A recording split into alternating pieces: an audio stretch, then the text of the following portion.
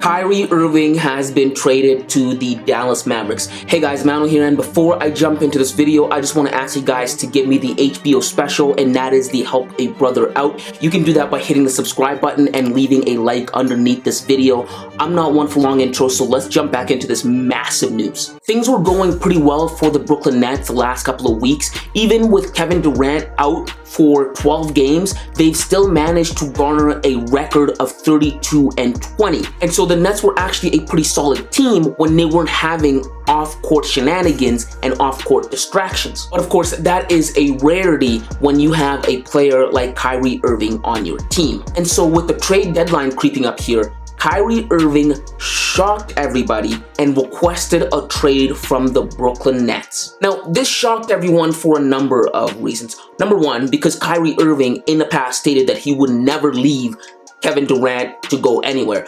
We should have known that was a lie because Kyrie Irving said the same thing when he was in Boston. Kyrie Irving said the same thing when he was in Cleveland. So Kyrie Irving has a knack of saying one thing and doing the other. But it also surprised everyone because this was the second time Kyrie Irving had requested a trade from the Brooklyn Nets. If you remember, he did so way before Kevin Durant did in the summer, and both of their trade requests were put on hold. Now, Kevin Durant requested a trade from the Brooklyn Nets to no acquiescence. They didn't budge, they just sat there and held on to him. But they opted not to do that with Kyrie Irving this time around, and I'm going to get into the reason why that is later on in this video. Now, there were speculations as to why Kyrie Irving requested a trade.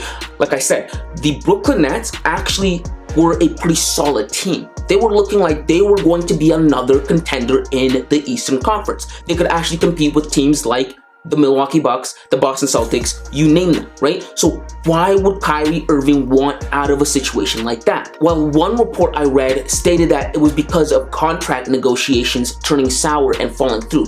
You have to remember, Kyrie Irving is on the back nine of his current contract. That means he's going to become a free agent in the summer. So he has about 3 months left on this contract.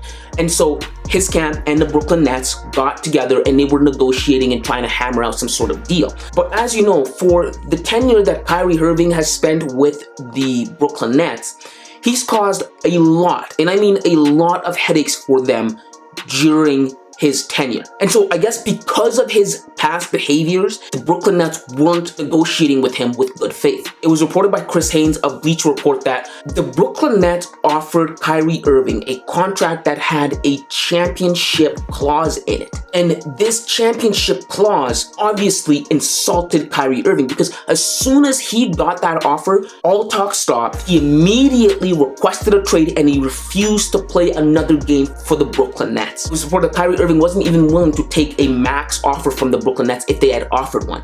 And on Saturday night, he sat out against the Wizards, and the following morning, Sunday, he was traded. And so the question is, why did the Brooklyn Nets include such a peculiar and unprecedented stipulation within a contract? We've never seen anything like that before. Well, that's again because of what I said. Kyrie Irving has made life a living hell for the Brooklyn Nets organization. For the 4-ish years that he's been with them, he has dissed their previous head coach in Steve Kerr, saying that him and Kevin Durant don't need him.